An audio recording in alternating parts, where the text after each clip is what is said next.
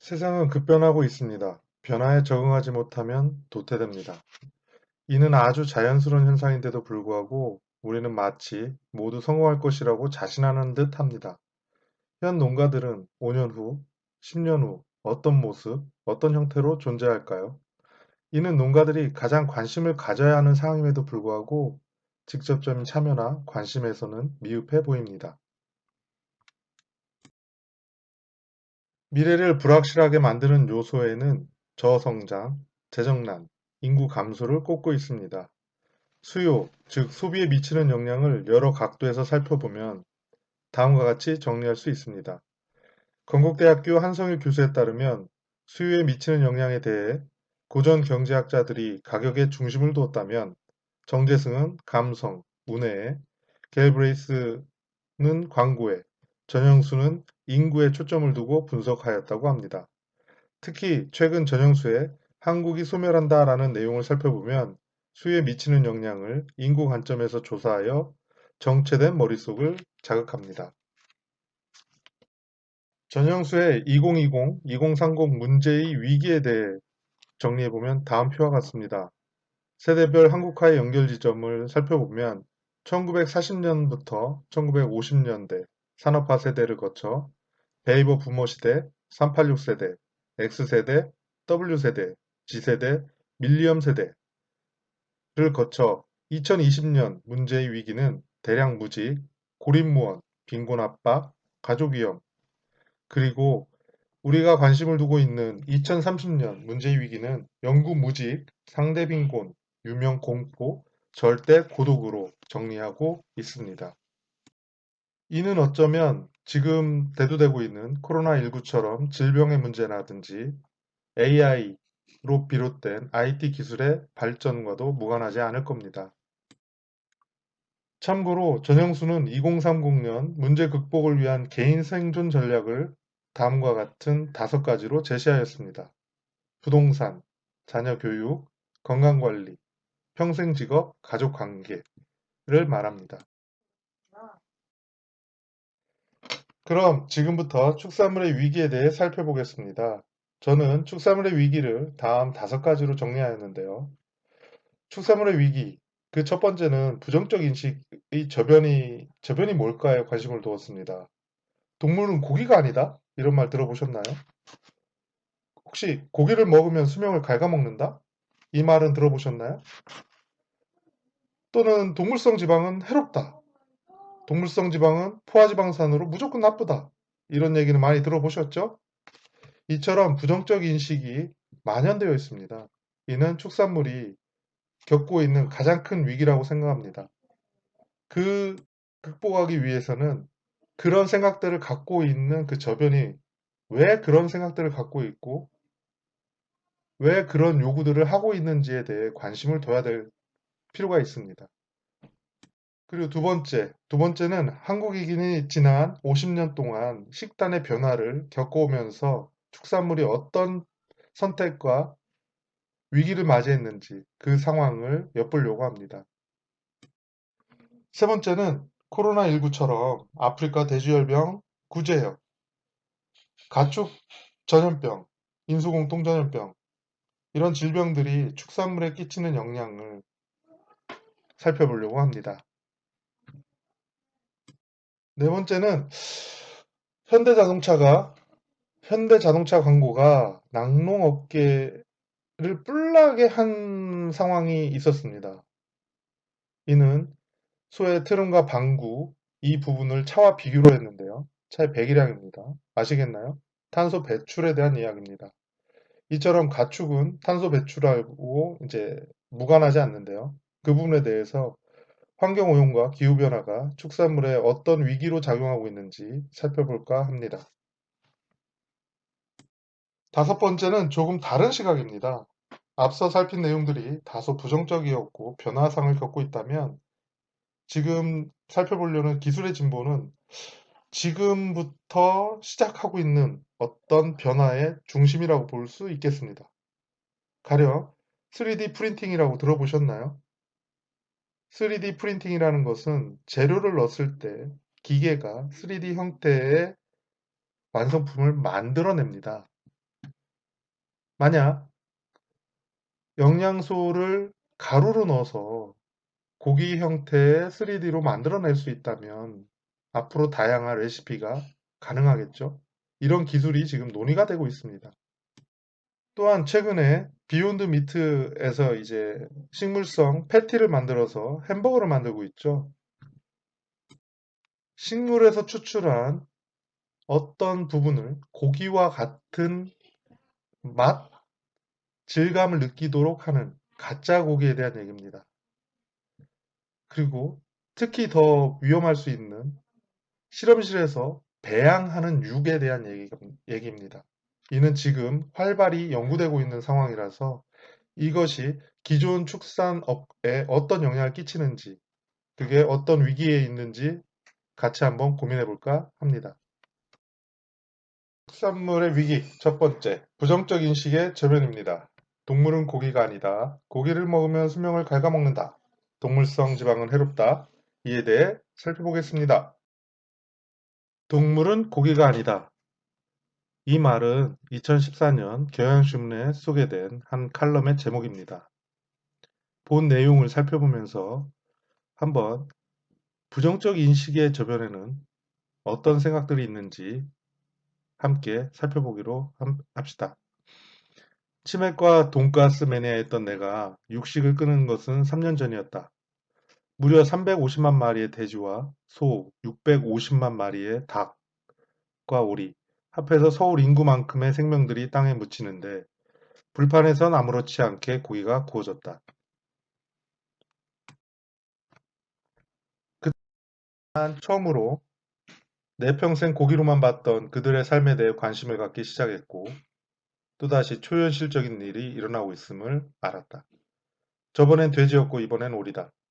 현행법으로는 가축을 매몰할 때 안락사 후 묻어야 한다고 되어 있는데 내가 목격한 모든 살처분 현장에서 돼지들과 오리들은 살아있었다. 더구나 대부분 병에 걸리지도 않은 멀쩡한 목숨들이었다. 의사와 정치인, 행정가들은 끓여 먹으면 안전하니 더 많이 먹으라고 권한다. 그들에게 묻고 싶다.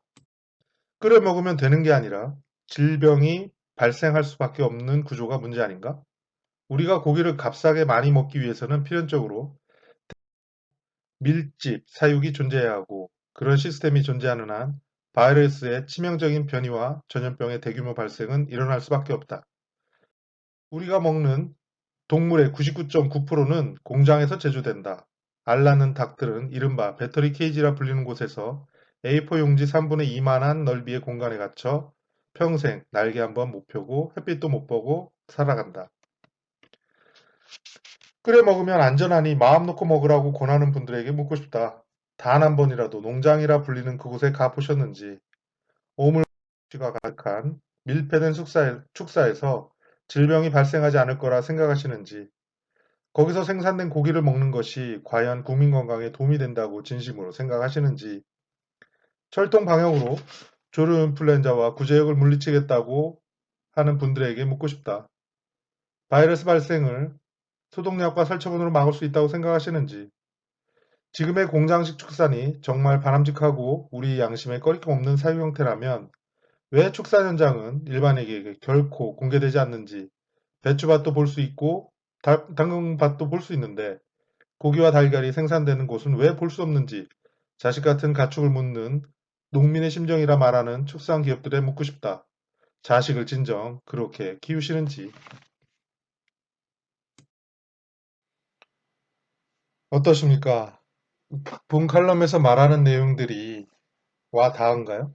아니면 전혀 생뚱맞은 얘기인가요? 지금 우리는 본 내용을 직면하고 있습니다. 결코 외면할 수는 없는 얘기가 되겠죠. 자, 그러면 제가 두 번째로 꼽은 영상은 육식의 반란입니다. 본 내용을 한번 먼저 살펴볼까요?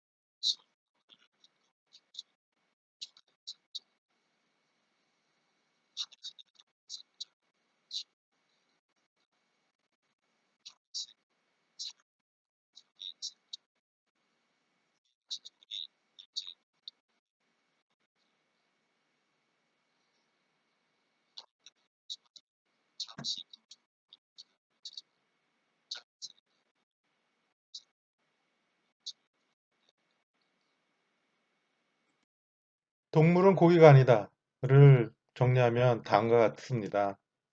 병에 걸리지도 않은 멀쩡한 목숨들까지 땅에 묻힌다. 고기를 값싸게 많이 먹기 위해서는 필연적으로 대규모 밀집 사육이 존재해야 한다. 오물과 악취가 가득한 밀폐된 축사에서 질병이 발생하지 않을 거라 생각한다. 공장식 축산이 정말 바람직하고 우리 양심에 꺼리낌 없는 사육 형태라면 왜 결코 공개되지 않는가? 참 많은 걸 생각하게 하는 말들입니다. 외면할 수 없는 말들이겠죠. 앞으로 어떻게 할 것인지 우리의 과제가 아닐까요? 이런 얘기들이 나오지 않도록 그리고 조금은 나아졌다라고 얘기할 수 있어야 되지 않을까요?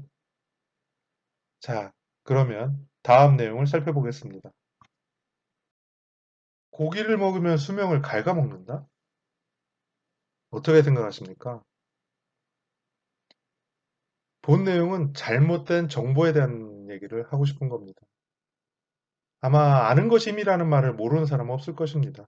지식사회, 뉴미디어와 더불어 정보 유통이 더욱 빨라진 현대에서는 지식 계층 간의 벽이 사라졌습니다. 누구나 정보에 접근하고 정보를 활용할 수 있는 시대. 그렇다 보니 그 어느 때보다 자칭, 타칭 전문가들이 참 많습니다. 축산 분야도 마찬가지입니다. 특히 먹방이나 쿡방의 유행 속에 SNS를 봐도 TV를 봐도 고기 맛은 내가 좀 알지 하는 전문가들이 넘쳐납니다. 문제는 이들이 정말 제대로 아는지 그리고 자신의 말에 책임을 질 수 있는지가 의문이라는 겁니다. 대표적 폐해가 잘못된 정보의 확산 속에 곡해된 우리 축산물과 축산 환경이라는 겁니다. 요즘 같아서는 고기를 먹으면 내 수명을 갉아먹게 될 것만 같습니다. 방송에서는 마블링 음모라고 합니다. 인터넷, 신문에서도 육식의 인체 유해성을 이야기합니다. 이들의 주장에 따르면 고기, 특히 마블링이 좋은 쇠고기는 콜레스테롤 덩어리로 성인병의 온상인 것 같아 겁이 난답니다. 문제는 실상을 들여다보면 전혀 다르지만 이렇게 잘못된 정보가 사실처럼 확산되고 있다는 현실입니다. 게다가 이런 주장이 대세를 이루다 보니 진실은 이해관계로 포장한 거짓인 것처럼 비춰지고 있습니다. 자, 좀 더 구체적으로 살펴보면 우선 마블링이라고 불리는 쇠고기 근내 지방은 현재 포화지방의 결정체로서 치부됩니다. 그리고 몸에 좋지도 않은 이 지방 덩어리를 만들기 위해 농가에서 가둬놓고 곡물 사료를 먹이며 동물 복제에 역행하고 있다고 말합니다. 하지만 기본적으로 비율의 차이가 있을 뿐 고기에 함유된 동물성 지방이 모두 포화지방은 아닙니다. 특히 마블링과 더불어 평가자되고 있는 쇠고기, 그 중에서도 한우는 불포화지방산이 포화지방산보다 많습니다. 고기 맛과 영양을 좌우한다고 알려진 올레인산도 48% 함유되어 있는데 이는 미국산 42.5%나 호주산 31.6%보다 월등히 높은 수치입니다. 무엇보다 우리 축산 농가들은 밀려드는 수입산과의 경쟁에 지지 않을 질 좋은 축산물을 생산하기 위해 부단히 노력하고 있다는 겁니다. 언뜻 생각에는 IT 접근성이 떨어질 것처럼 같지만 축산물 품질평가에서 제공하는 이카페 피아의 가격 통계나 출하 지원 서비스 등을 보면 농가에 도움되는 내용들이 참 많습니다.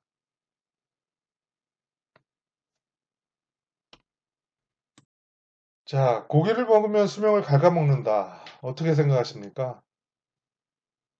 다들 알고 계시죠? 방송에서는 마블링의 음모, 인터넷 신문에서도 육식의 인체 유해성을 전파합니다. 어떻게 봐야 할까요? 없다고 할까요? 있는데 감추는 걸까요? 마블링이 좋은 쇠고기는 콜레스테롤 덩어리로 성인병의 온상으로 비춰진다. 정말일까요? 아닐까요? 단 하나 얘기할 수 있는 건 이겁니다. 잘못된 축산 정보의 확산 속에 국hen의 우리 축산물과 축산업 환경이 방치되고 있다는 겁니다. 그래서 저는 이를 축산물의 위기라고 정의하였습니다. 다음으로는 동물성 지방은 해롭다입니다. 동물성 지방을 바라보는 시각이 극과 극을 오가고 있는데요. 도대체 어떤 말이 진짜인지 헛갈리기 일쑤입니다. 이 말이랬다가 저 말이랬다가 온통 자기 주장이 넘쳐납니다.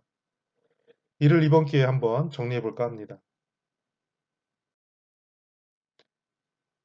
떼내버리고 싶은 지방, 동물성 지방, 포화지방이라고 표현돼 있죠. 이게 맞는 말일까요? 특히 앞서 살핀 것처럼 한화에서는 이 말이 맞는 걸까요? 이렇게 지금 버젓이 노출되어 있습니다.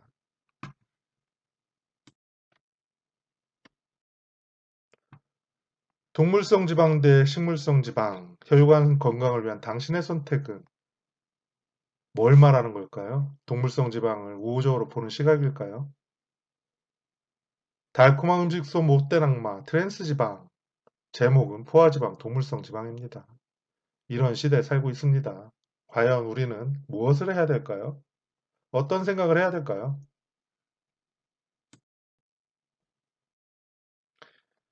동물성 지방은 해롭다. 경향신문 2015년 4월 16일자를 보면 다음과 같습니다. 지방도 먹기 나름이라는 제목입니다. 동물성 지방은 각종 암 유발, 동맥경화로 위험하다고 합니다. 그리고 2014년 5월 조선일보에서는 장수노인 매일 고기 먹는다 이런 기사를 썼습니다. 근육 호르몬 재료 동물성 단백질이 매끼 적당량의 채소 함께 먹어야 좋다는 얘기입니다. 또한 고기 단백질에는 필수 아미노산이 골고루 들어있어 적당량을 채소 함께 먹으면 건강에 도움이 된다. 이런 내용이죠. 근데 본 내용에는 이런 내용도 함께 포함되어 있습니다. 고기에 대해 거부감을 갖고 있는 사람들이 적지 않다. 이런 표현입니다. 고기 섭취가 심장병, 암, 고혈압 같은 질병의 원인이라는 의식이 확산된 결과라고 봅니다. 하지만 고기는 식물성 식품에서 얻을 수 없는 영양분을 많이 갖고 있습니다. 무조건 거부할 게 아니라 균형 식단을 짜서 적당히 챙겨 먹는 게 건강에 도움이 된다고 보통 우리는 말합니다. 참고로 장수하는 노인 중에는 고기를 잘 먹는 경우가 많다고 합니다. 일본의 도쿄 건강장수의료센터에서 100세 이상 노인 442명을 조사한 결과 남성은 100%, 여성은 80%가 매일 고기 등 동물성 지방을 섭취하고 있었답니다. 또한 성인의 일일 고기 섭취량은 60g으로 그 정도가 적당하다고 합니다. 이처럼 동물성 지방은 무조건 나빠, 해로워 라는 시각이 언제쯤이나 바뀔런지, 안 먹고도 살 수 있다는 건지. 자, 이번 기회에 동물성 지방은 포화지방산이라서 해롭다 라는 시각을 좀 버렸으면 좋겠습니다. 자, 그럼 축산물의 위기 두 번째, 생활상 변화에 대해 살펴보겠습니다. 유럽산 돼지고기 한국 식탁 점령, 이 내용과 한국인 식단 50년 변화에 대해 두 가지 관점에서 살펴보려고 합니다. 유럽산 돼지고기 한국 식탁 점령은 유럽산 돼지고기의 주 수출국인 러시아가 유럽연합산 농축산물 금수 조치를 내린 상황에서 EU가 자유무역협정으로 완전 개방에 가까운 한국 시장을 집중 공략하고 있기 때문이라는 2016년도 기사였습니다. 국내 수입산 돼지고기 국가별 비중이 당시 EU가 49.6%를 나타내고 있음을 보면 얼마만큼 우리나라에 EU산이 많이 들어왔는지 알 수 있었습니다. 자, 그렇다면 2019년 기준으로 돼지고기 자급 사항을 보면 자급률은 69.7%입니다. 자, 2019년 국내 수입산 돼지고기 국가별 비중을 보면 EU가 41.4%, 미국이 41.2%, 거의 대등하게 나타났죠. 지금 대부분의 수입산 돼지고기는 EU산 아니면 미국산이라고 봐도 무방합니다. 다음으로 한국인의 식단 변화에 대해서 살펴보겠습니다. 식단의 변화는 삶의 질 향상과 추구에 따른 당연한 결과입니다. 한국은 곡물 섭취가 절반 줄고 고기는 6배나 늘은 걸로 나타났습니다.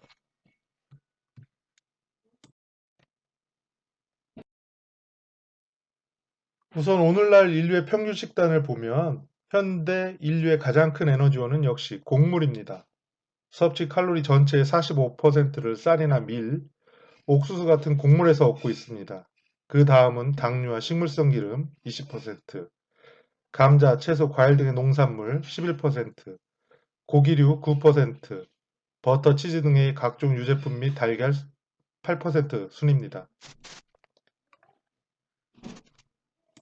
이는 50년 전과 비교해 얼마나 달라진 걸까요?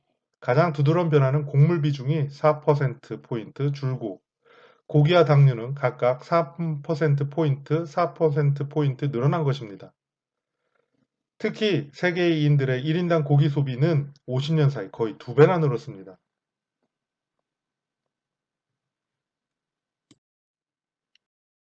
자, 그렇다면 한국인의 식단과 영양 상태는 어떻게 달라졌을까요?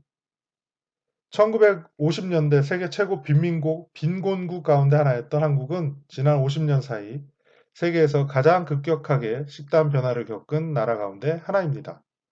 무엇보다도 하루 영양 섭취량이 2140칼로리에서 3329칼로리로 크게 늘었습니다. 1970년대부터 시작된 이 변화의 가장 큰 특징은 고기 소비량이 크게 늘어났다는 것입니다. 경제가 성장하면서 식단이 빠른 속도로 서구화의 길을 밟았기 때문입니다. 이에 따라 전체 영양 섭취에서 곡물이 차지하는 비중은 82%에서 43%로 거의 절반 가까이 줄었습니다. 반면 고기의 비중은 2%에서 12%로 무려 6배나 늘었습니다.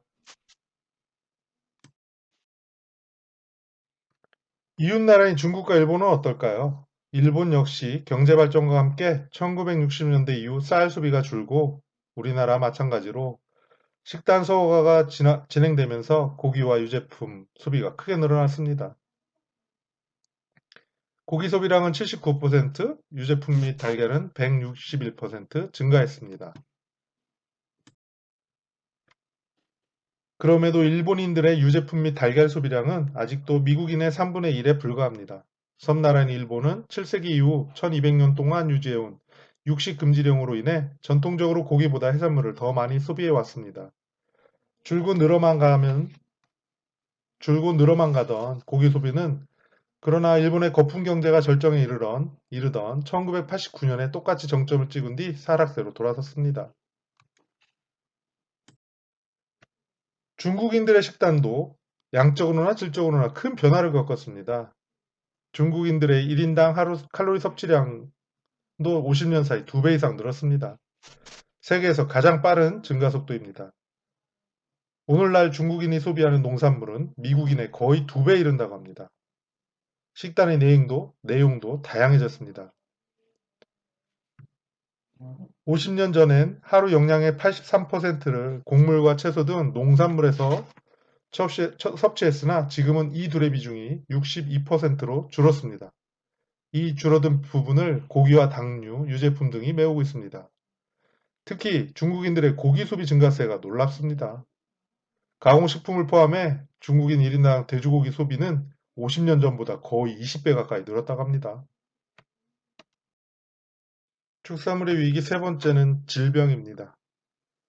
대한민국을 뒤덮은 가축 전염병으로 AI를 비롯해서 돼지 유행성 설사병, PED, 그리고 구제역, 그리고 최근에 아프리카 돼지열병까지 참으로 광범위합니다.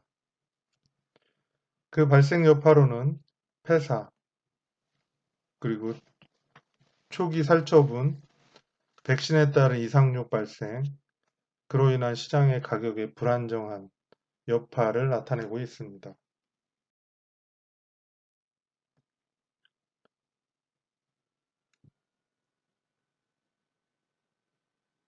지금 지도에서 보듯이 고병원성 AI 발병 지역과 구제역 그리고 PED가 발생한 것을 나타내고 있습니다. 전국이 가축 전염병에 포위되어 있다고 볼 수 있습니다. AI는 좀채 종식될 기미가 보이지 않고 있고 2014년 당시 PED 또한 창궐해서 축산 농가의 시름을 깊어진 적이 있습니다. 또한 구제역 발생에 따라 백신 접종에 따른 이상육 발생이 있었습니다. 이는 현재까지 이어지는 문제로 어느 농가는 엉덩이 살을 다 베어냅니다. 엉덩이에 농이 가득 차 있어서 식용을 쓸 수 없기 때문에 도축 과정에서 베어내는 건데요. 거의 대부분을 베어내는 경우도 보고 있습니다. 2011년 당시 구제역 백신 접종 시작 이후 이상육 발생에 대한 내용을 다룬 기사입니다.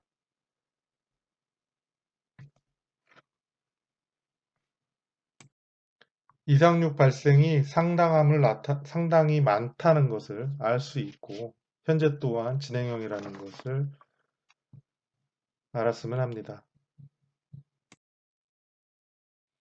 다음 소개할 내용은 2014년 미국 30개 주 800만 두가 폐사한 것으로 추정된 PED 얘기입니다. 당시 사육 밀집 지역은 대부분 발병한 것으로 나타났고요. 그로 인해 세계 주요국의 돼지고기 수출 가격에도 영향을 끼쳐 급등했음을 알 수 있습니다.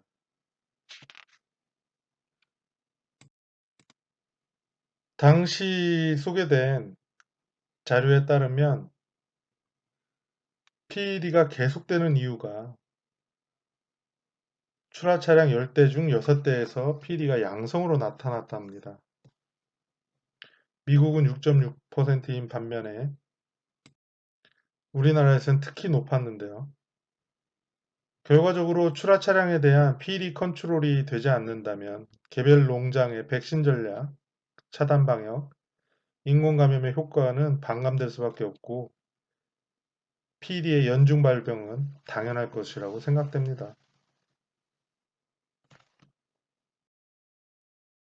이로 인하여 2014년도 돈가 흐름을 보면 희귀한 걸 알 수 있습니다. 매해 3월, 4월 정도에서 오르기 시작하여 6월 정도에 피크를 치고 11월 정도에 저점을 형성하는 돈가 흐름이 2014년도에는 PD에 따른 유통업계의 사전 매수에 의해서 10월 달에 저점을 형성하지 않은 해이기도 합니다.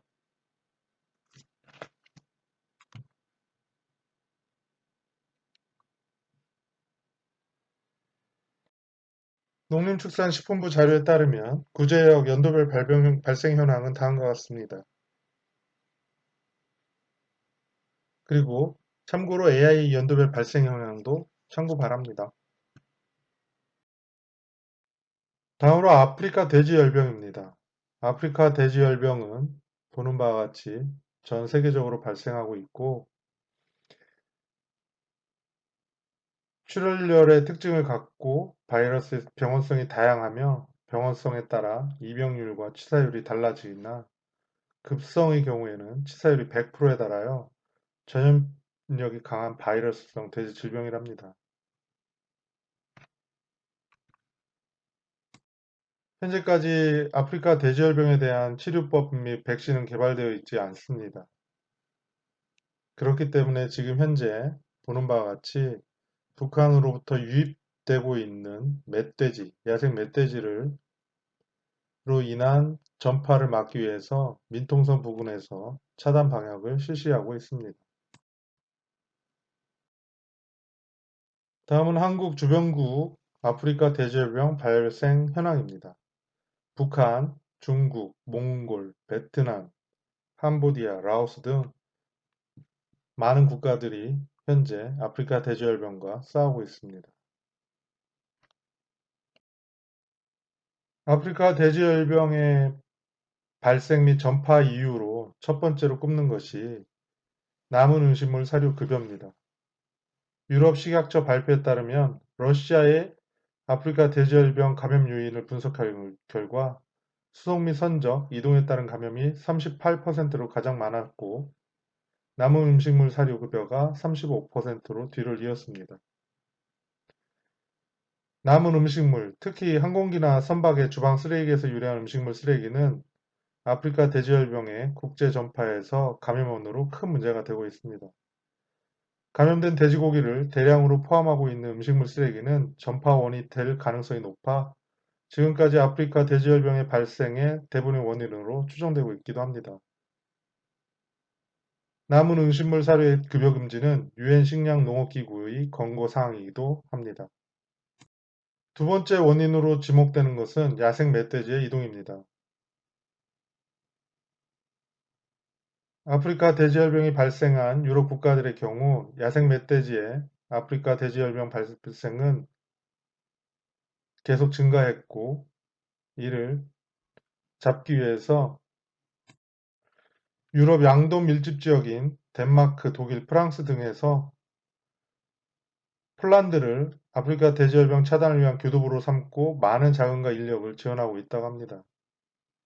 그중 하나가 야생 멧돼지 컨트롤을 위한 장벽입니다.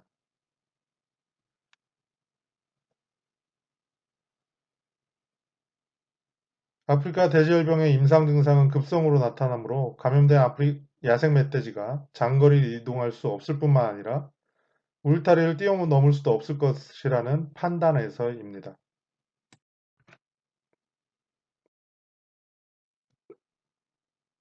다음은 축산물의 위기 네 번째, 환경오염과 기후변화에 대해서 살펴보겠습니다. 현대차 광구의 낙농업계가 뿔난 이유, 호주가 낙타를 도살하려는 이유에 대해서 살펴보겠습니다.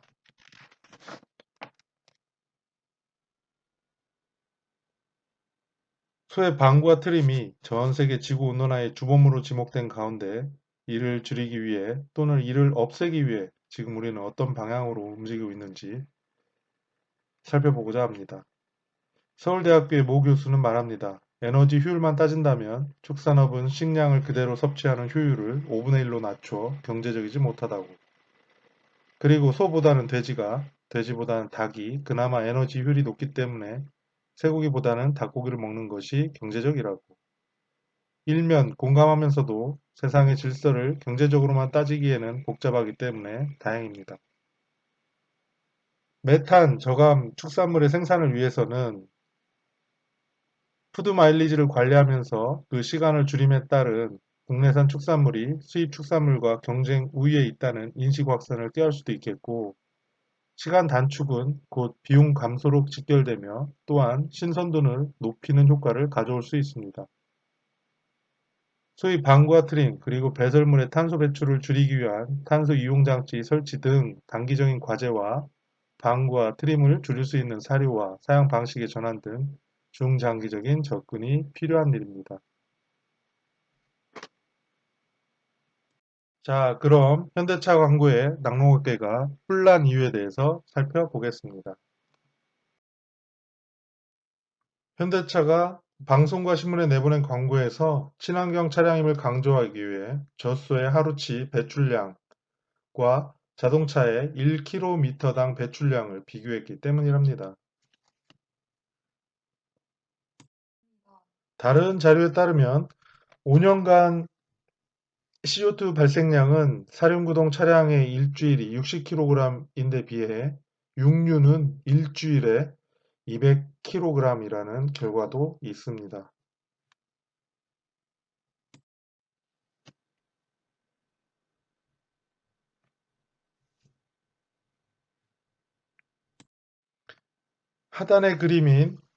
하단의 그림을 보면 낙타가 45kg의 메탄을 매년 발생시킨다고 되어 있습니다. 소, 그리고 자동차, 항공기와 비교했죠. 이 때문에 호주 정부가 탄소 배출을 억제하기 위해 100만 마리 이상의 낙타를 감축하는 방안을 검토 중이라고 2011년 기사에서 보도된 바 있습니다.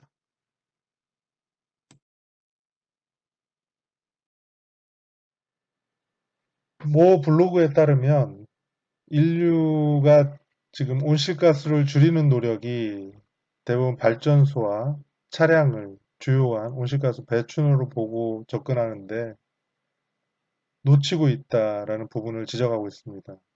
그 부분이 메탄입니다. 세계적으로 가축의 분뇨 폐기물은 최대 메탄 발생 원인입니다.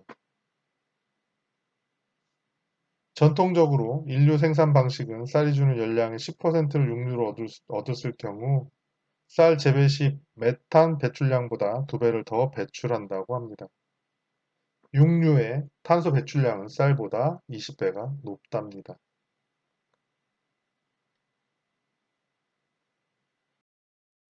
다음 내용은 2013년 국내산과 수입산 쇠고기, 돼지고기 탄소 배출량 자료 활용에 관한 연구 자료 중에 일부입니다. 국내 돼지고기 생산 유통 단계에서 발생되는 온실가스 배출량은 보는 표와 같이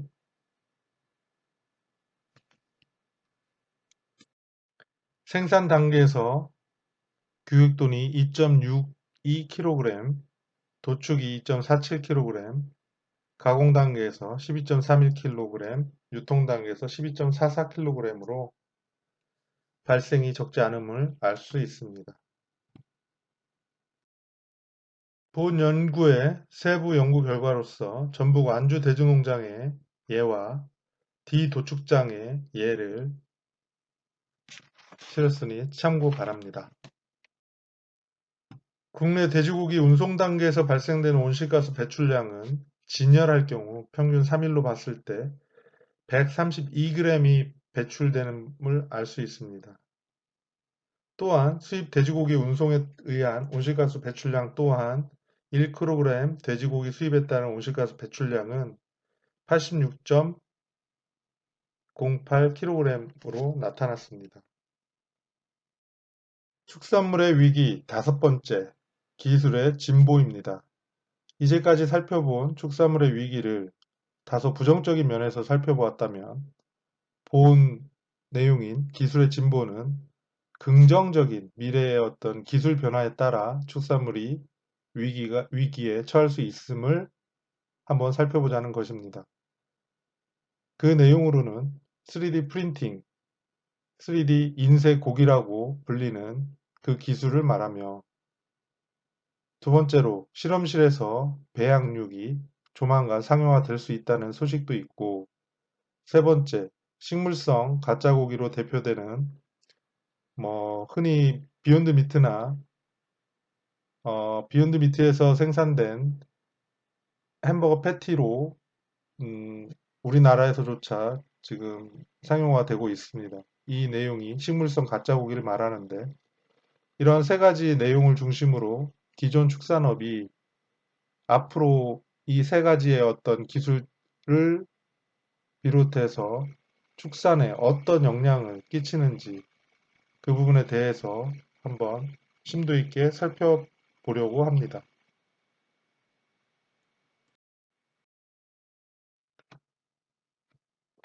오늘 불고기가 당긴다.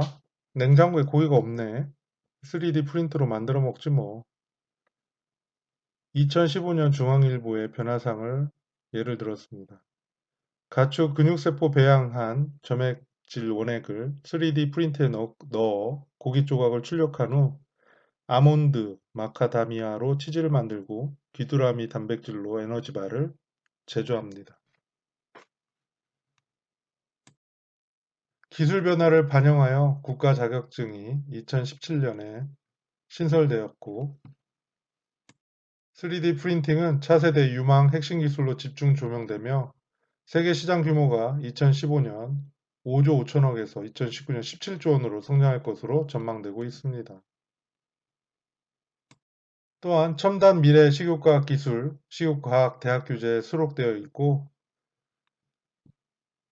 3D 프린팅은 3D 인쇄곡이라는 내용으로 대학 교재에 수록되어 있습니다. 이는 배양 식육, 비가열 식육 가공 기술 등과 함께 실려 있는데 지금 우리가 접하는 햄 소세지의 염지 등 가공 기술은 머지않아 3D 인쇄고기라는 이름의 첨단 미래 식육 가공 기술로 전환될 것임을 예상케 하는 대목입니다. 3D 인쇄고기 식육과학 4.0의 이와 관련된 내용을 살펴보면 3D 인쇄 식품이란 부가적 제조라는 공정으로 식품이 층으로 차곡차곡 쌓여 만들어지는, 즉 인쇄되는 기술을 말하며 다양한 원료들을 혼합하여 주입하고 가열하는 공정이 포함된다고 하였습니다. 3D 공정과 자동 공정이 구별되는 차이점은 3D 식품은 사용자에게 창의적이 될 기회를 제공하는 반면 자동 공정은 인간의 노력을 배제시킨다는 점이고 3D 식품 기술은 모양, 색깔, 풍미, 조직감뿐만 아니라 영양가조차도 원하는 대로 만들 수 있으며 기본적으로 3D 인쇄는 어떤 종류의 식품이든 사출시켜 그 형태를 유지한다고 합니다. 3D 인쇄 기술의 근본 원리는 물질을 3차원의 디지털 모델을 이용하여 연속적인 얇은 층으로 퇴적시켜 물질을 만들어내는 공정으로 공급되는 물질의 상태, 즉 액체 혹은 분말, 그와 요구되는 최종 용도의 성격에 따라 퇴적되면서 스스로 유지되는 층을 완성하고 가공할 수 있도록 다양한 3D 기술이 응용될 수 있다고 합니다.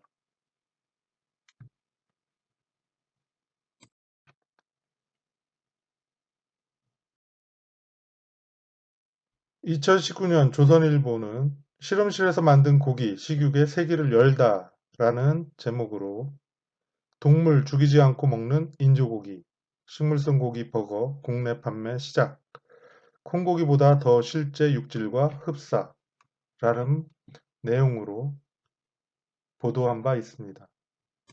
국내 한 채식 전문점이 이번 주부터 채식주의자를 위한 햄버거를 판매하기 시작했다고 하는데요.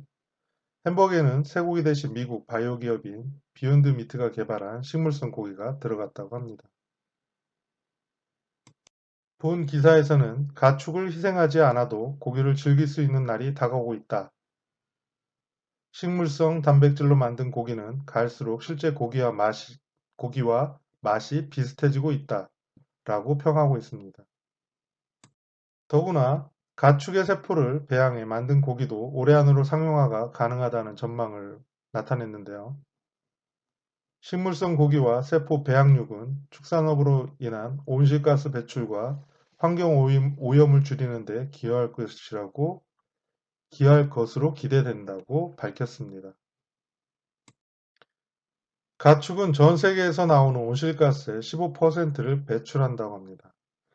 지금 추세라면 인류는 2050년까지 육류 소비가 70%더 늘 전망인데요. 이로 인한 온실가스 배출도 92% 증가한다는 추산이 나옵니다. 과학자들은 인류의 건강과 지구의 생존을 위해서라도 육류 소비를 줄여야 한다고 경고하고 있는데요. 가축이 필요 없는 인조고기는 이런 문제를 해결할 대안으로 주목받고 있습니다. 과거에도 인조고기가 있었습니다. 바로 콩으로 만든 고기였죠. 하지만 같은 단백질이지만 맛은 쇠고기에 크게 못 미쳤습니다. 그래서 2009년 창업한 임파서블 푸드는 혈액에서 산소를 전달하는 헤모글로빈 속 햄 분자가 고기 맛의 원천임을 알아내서 햄에는 철분이 들어있어 선홍빛 고기색과 금속성 풍미를 낸다고 합니다.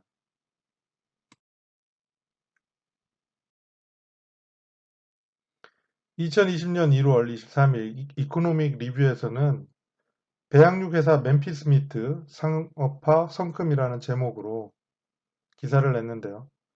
18에서 24개월 내 파일럿 공장이 완공되어 양산을 실험한다고 합니다. 캘리포니아 버클리의 실험실 배양육 스타트업 멤피스 미트가 동물 세포를 기반으로 실험실에서 배양한 고기를 소비자가 직접 맛보기까지 한 걸음 더 가까워졌다고 말합니다.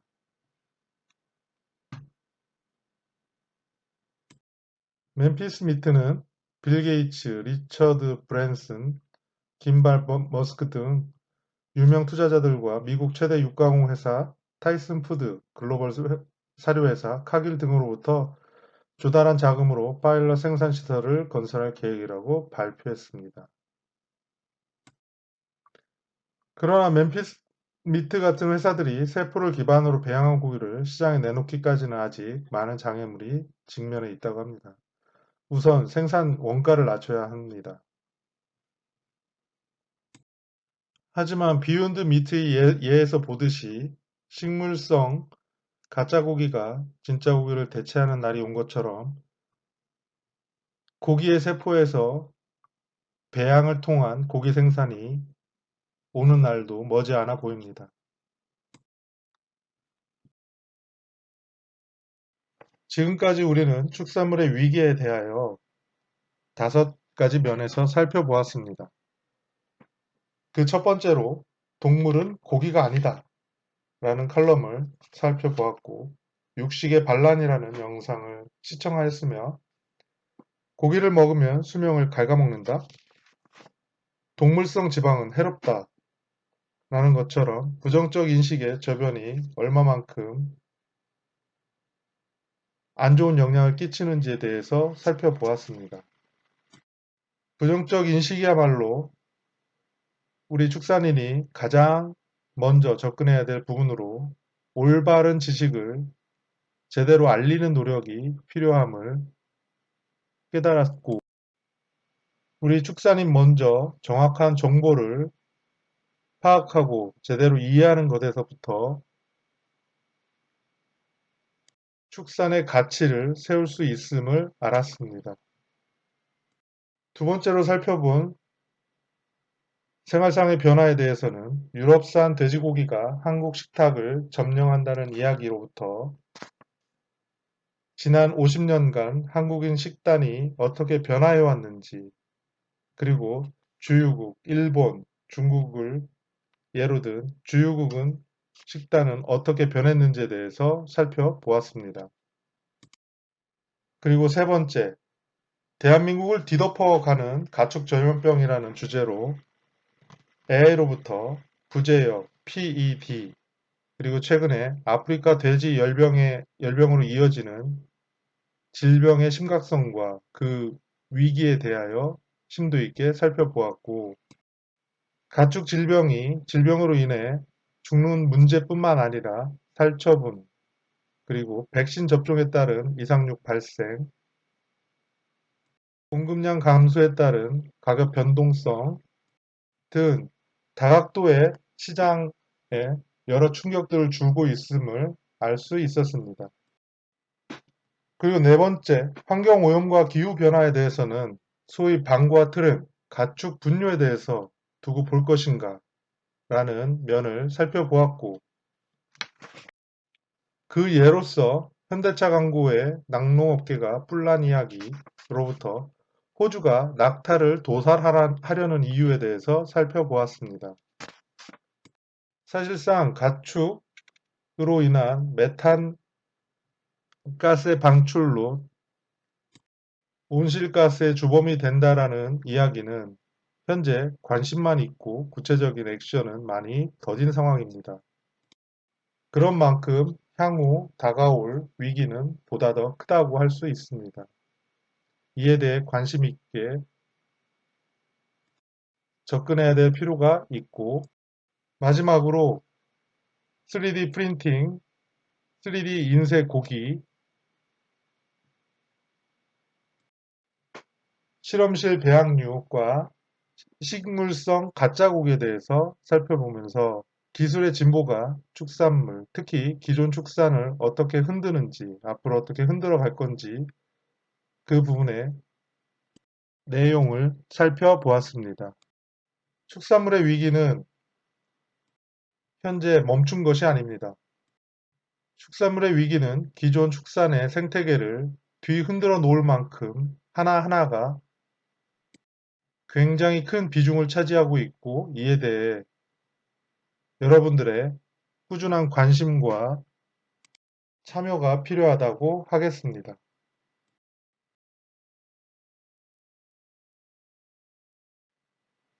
다만 축산물의 위기는 곧 기회라고 봅니다.